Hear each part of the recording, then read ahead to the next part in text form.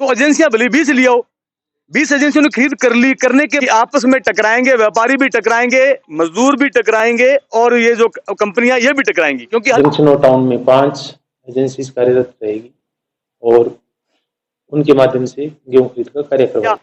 80 लाख रुपए वो आज तक नहीं दे पाई कंपनी और भागी बीच में छोड़ के, 2 जगह से कंपनी बीच में छोड़ के भाग गई। दाव पे अमल किया जाएगा तो हम चाहते हैं कि बेहतर तरीके से मंडी चलेगी और उसकी रुकावट आएगी काम के अंदर, इसलिए पहले से जो व्यवस्था चल रही है एफसीआई की, वही व्यवस्था जो है जारी रहनी चाहिए।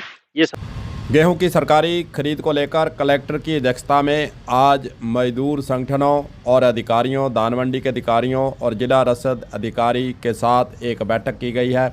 मजदूरों की समस्याएं और धान मंडी के अंदर जो आगे आने वाले समय में समस्या उत्पन्न हो जाती है, तोलाई को लेकर, उठाव को लेकर और मजदूरों के रोजगार को लेकर, उसके संबंध में मजदूर संगठनों के नेताओं के द्वारा विस्तार से अपनी बात कही गई है और कलेक्टर को सुझाव भी दिए गए हैं कि आने वाले समय के अंदर जो गेहूं की सरकारी खरीद हनुमानगढ़ ज़िले के अंदर होगी, उसके अंदर व्यवस्था में कैसे सुधार किया जाए। चलिए सुनते हैं कि शेर सिंह शाक्य का इस बैठक को लेकर और जो उन्होंने सुझाव दिए हैं उसको लेकर क्या कहना है, सुनिए। शेर सिंह जी, आपने एक मंडी वाइज प्रशासन के आगे और जो समस्या आती है उसके बारे में बताया है, क्या है पूरा मामला? असल में मामला ये है कि जो सरकार की पॉलिसी है वो मंडियों को खत्म करने की है। सही मायने में तो बात ये है, अभी जिस तरीके से सरकार का प्रपोजल है, जो हमारे कलेक्टर साहब हैं, ये तो सरकार के प्रतिनिधि हैं, वो भी बात रखना चाहते हैं जो वो कह रहे हैं। असल बात ये है कि ये प्रैक्टिकल को नहीं समझ पा रहे। वो जो ये कह रहे हैं कि 4-4, 5-5 जो कंपनियां आएंगी और कंपनियां खरीद करेंगी, तो उससे क्या है कि एक तो ये एफसीआई का भट्ठा बिठाना चाहते हैं पूरे देश में कि एफसीआई नहीं रहे। दूसरा, ये समझ नहीं पा रहे कि 4-4 कंपनियां आने से कि जी माल ज्यादा उठेगा। अभी हिंदुस्तान में मेरे ख्याल में रोबोट से काम होना शुरू नहीं हुआ है। या तो ये करें कि रोबोट लेकर आए, क्योंकि आगे गोडाउन है, कोई मशीन नहीं है। या तो ये कहो कि आगे गोडाउन में मशीनें लग गई हैं तो सीधा यहाँ से ट्रक भरा और सीधा माल वहां खाली हो गया और मशीन से अपलोड हो गया। लोड करने वाला मजदूर उधर, उतारने वाला मजदूर गोडाउन में। तो एजेंसियां भले 20 ले आओ, 20 एजेंसियों ने खरीद कर ली, करने के बावजूद भी उतरेगा तो 80,000 गट्टा ही, और यहाँ से लोड होगा 1 लाख गट्टा, उसके बावजूद 20,000 गट्टा बचता है। ये जो अपनी कमजोरियां हैं उनको छिपाया जा रहा है। भाई सबसे बड़ा इशू है, टेक्निकल इशू है कांटे का। वो कांटा जो है वो ऑनलाइन है, वो सिर्फ 80 व्हीकल ही तोलता है। सुबह 7 बजे से लेके शाम के 5 बजे तक 80 व्हीकल तुलेंगे भरे और खाली, यानी 40 भर गए और 40 खाली। तो बताओ, और वो ऑनलाइन चट्ठा लगता है, जो स्टॉक लगेगा वो ऑनलाइन लगेगा। तो फिर उसमें मजदूर की क्या गलती है? उसमें हम काम को, उस समय को कैसे एंडअप करें, कैसे उस समय को बचाएं? बचा ही नहीं सकते, क्योंकि वो ऑनलाइन है। 40 तुल गए, 40 खल गए, उसके बाद शाम हो गई, रात में काम नहीं हो सकता। तो मूलतः बात यह है कि जो बंद कमरों में, एसी के कमरों में बैठकर जिस तरीके की नीतियां जो बनाई जा रही है, ये मजदूर विरोधी है। सारा का सारा दोष मजदूरों पे मंडा जा रहा है। हम एक बात कहना चाहते हैं कि किसी भी सूरत में ये जो कंपनियां हैं ये यहाँ कामयाब नहीं। जैसे कंपनी आएंगी उनका कंपटीशन बढ़ेगा, आपस में टकराएंगे। और आज कह रहे हैं, ये आज के 2 महीने बाद बात, जैसे ये अप्रैल की शुरुआत होगी, मैं ये कह रहा हूं आपके मीडिया के माध्यम से कि आपस में टकराएंगे, व्यापारी भी टकराएंगे, मजदूर भी टकराएंगे और ये जो कंपनियां ये भी टकराएंगी, क्योंकि हर कंपनी माल ज्यादा खरीदेगी, लेकिन लगाने की व्यवस्था तो वही है ना। तो झगड़ा बढ़ेगा और सारा का सारा इनके ऊपर आने वाला है। हम इनसे यही निवेदन कर रहे हैं कि आप कोई भी एजेंसी से कराओ, हम ये नहीं करे। अगर इनके पिछली बार एनसीसीएफ ने किया, 80 लाख रुपए वो आज तक नहीं दे पाई कंपनी और भागी बीच में छोड़ के, 2 जगह से कंपनी बीच में छोड़ के भाग गई।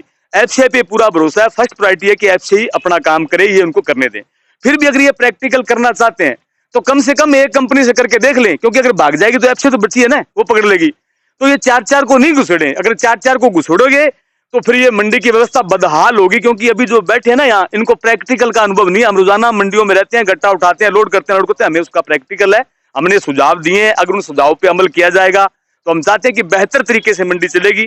अगर ये सुझावों पे अमल नहीं करेंगे और वो अपने वाली तानाशाही अपनाएंगे, सरकार की जो पॉलिसी को लागू करने का प्रयास करेंगे, तो उसके रिजल्ट आपके सामने सीजन चलते आ जाएंगे। प्रशासन के साथ हुई बैठक के बारे में और जो निर्णय लिए गए हैं, जो सुझाव आए हैं, उसके बारे में जब जिला रसद अधिकारी से बातचीत की गई तो सुनिए उनका क्या था जवाब। बताइए सर, खरीद को लेकर आज जो बैठक हुई है, किस तरह की चर्चा हुई, क्या निर्णय हुए? आज गेहूं खरीद के रिगार्डिंग श्रीमान जिला कलेक्टर महोदय की अध्यक्षता में बैठक का आयोजन किया गया, जिसमें विभिन्न मजदूर यूनियन, सिट्टू यूनियन, हमाल यूनियन, इनके प्रतिनिधि भी आज की मीटिंग में उपस्थित हुए। उन्होंने अपनी गत वर्ष के अनुभव को शेयर किया और इसमें आने वाली जो समस्याएं थी उनके बारे में अवगत करवाया गया, जिस पर डीडी मार्केटिंग महोदय, एडीएम सर और जिला कलेक्टर महोदय ने उन सुझावों को, उन समस्याओं को सुना और उस पर मंथन और चिंतन किया गया। आज की बैठक में कुछ विशेष बिंदु जो निकल कर आए, उसमें सबसे बड़ा इशू ये था कि गेहूं खरीद के दौरान जो गोदाम है वो समयबद्ध रूप से सुबह जल्दी खुले हों, ताकि माल मंडी से उठाव करके और गोदाम में उसको लगाया जा सके। इसके बारे में जिला कलेक्टर महोदय ने अपने विस्तृत निर्देश भी जारी किए हैं और यूनियन ने भी ये आश्वस्त किया है कि हम गत वर्ष की तरह इस बार भी समयबद्ध रूप से संपूर्ण उठाव में और खरीद को सुचारू रूप से करने में अपना पूर्ण सहयोग करेंगे।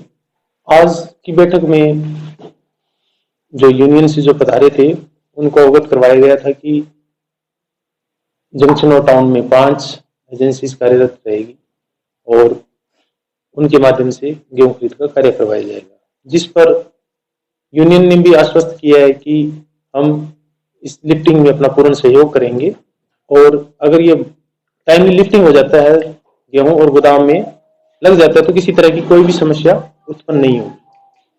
मजदूरों के नेता रमेश्वर वर्मा भी आज इस बैठक के अंदर शामिल थे। चलिए उनसे सुनते हैं बैठक के बारे में और सरकार के स्तर से जो सरकारी खरीद होनी है उसके बारे में वे क्या सोच रहे हैं और उनका क्या कहना है। आज जिला कलेक्टर साहब ने हमें बुलवाया था, जिसमें मंडी के अधिकारी भी थे, एडीएम साहब भी थे, कि गेहूं की खरीद के लिए उसकी व्यवस्था सुचारू रूप से चलनी चाहिए।